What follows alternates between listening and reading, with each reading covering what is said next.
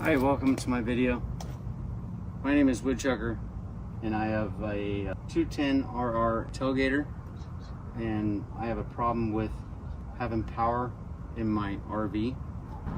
I start up the gen, no power inside the RV, but it worked when I plugged it in when I got home. I'm going to show you how to fix it. All right, once you get your panel open and off the wall, it was mounted over here.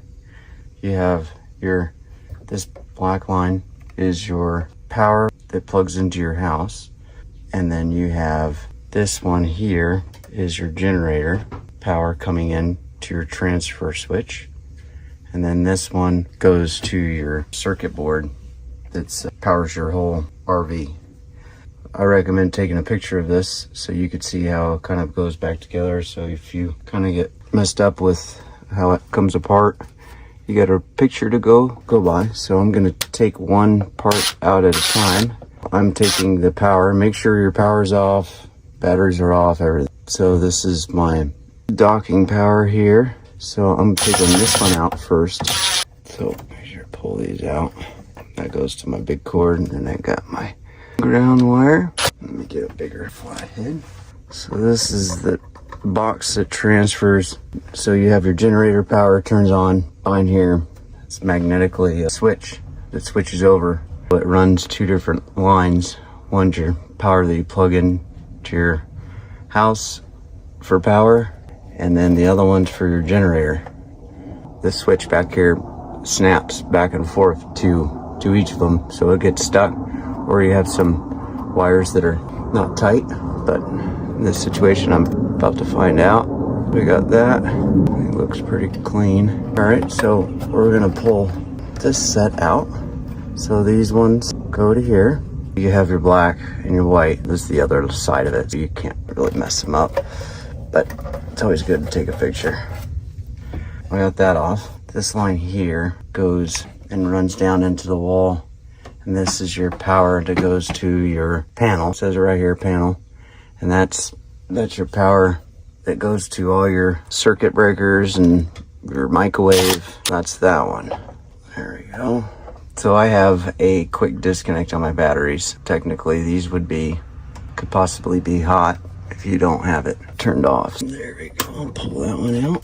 I got one more line to pull. So it's got tabs. You can see the tab here on this side. So you have to be able to push that in on each side. So you get one side out, then you push it and pull it out. This line goes into the wall. You can see it here. That goes to the panel, runs through and goes to the panel. And now we got the generator. It's marked generator. So I think I unscrewed those ones already, maybe. Nope. So this is the part that isn't working for me. So when I turn on the generator, this is not clicking over to go to it. The wires were tight. All right, so there's the tabs. Let's see if I can push this tab in. There we go, got one side. Now it comes out on this side, and then you don't let it pop back in. And you want to take and push on the other side slowly.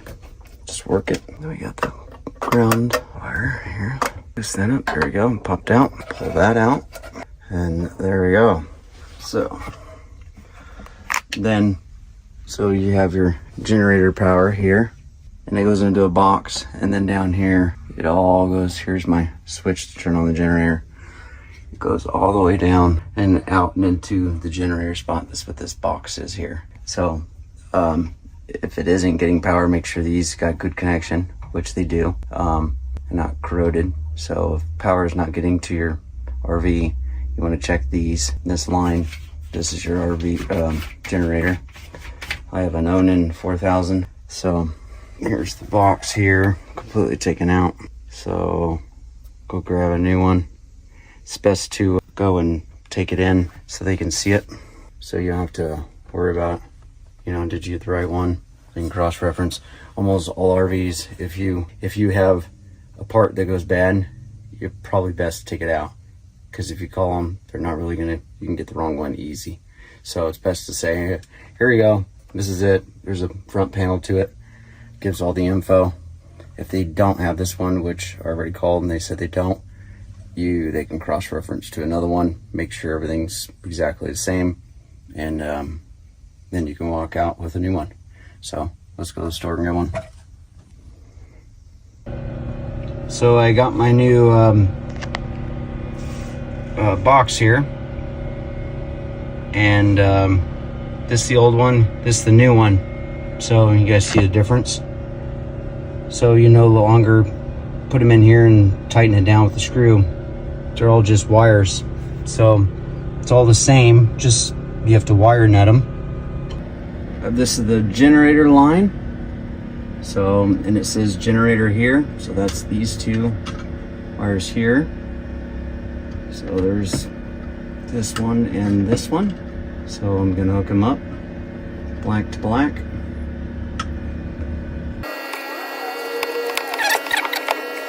White to white for the generator hookup. Put the wire nuts on. You always want to use electrical tape. If the wire does come off, it's not going to go anywhere.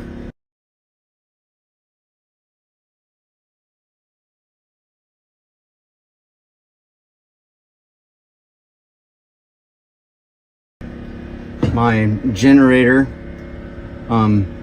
wires hooked up, you know, black to black, white to white, and then my ground. So that's good, that's in there. And this is going to go to my all your breakers. This is after the power goes in, comes out, it goes through here, and it goes to the breaker box. Distribution panel next. So that one's going to come in here.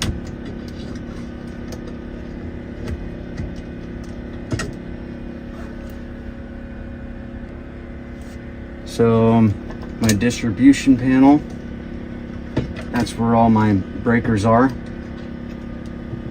That's what this one says, distribution panel.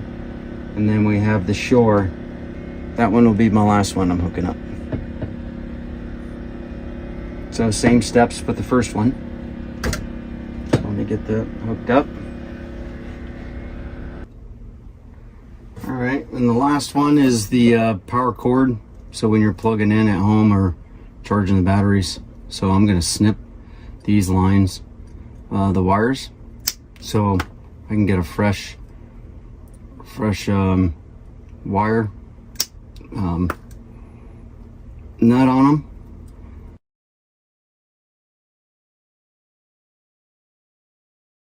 I'm gonna hook up this one. This one's the shore.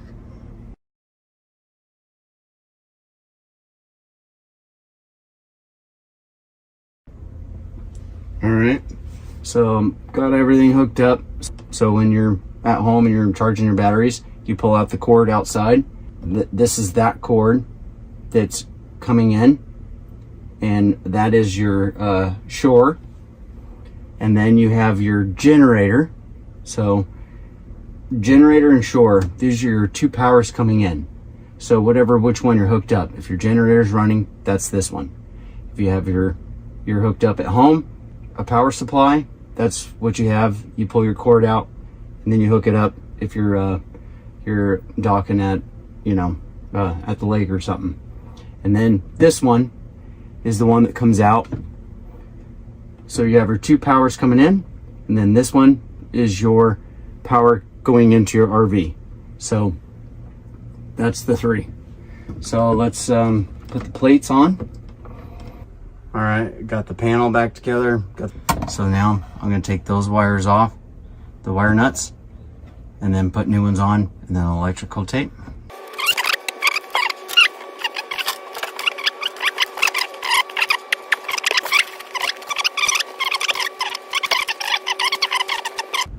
All right, I got all three new wire nuts. You don't have to do it, but I wanted to just because it's my RV's an older unit, and wanted to make sure that all the wires looked good and put everything back together. So I got new wire nuts and I got electrical tape on them.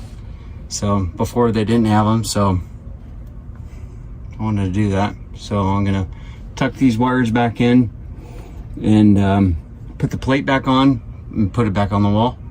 Let's fasten it all back.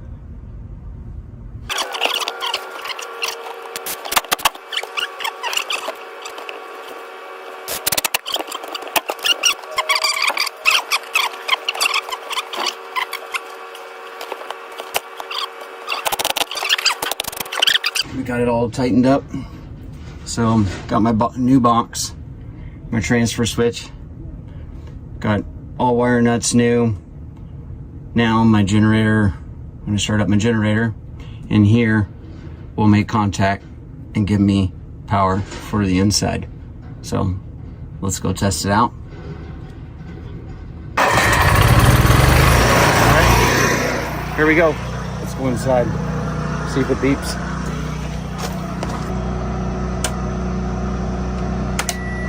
Oh, look at that. I got power. So that worked. Inside here, where I was working, that you seen, yep, it fixed it. So I forgot to flip this on. I was like, oh my God, it's not working now. So there you go. Flipped them all on and now it works. So there you go. So I hope I helped you guys out. If you have any questions or comments, please do. Be safe. Make sure your RV's unplugged, batteries unplugged. You're not connected to your vehicle that has a plug because that charges your batteries. But yeah, it worked. Saved me hundreds of dollars just by fixing it myself. So it was like 160 bucks. And if I would have taken it in, it would probably have been $300-400 at least. So I hope that helps you guys out.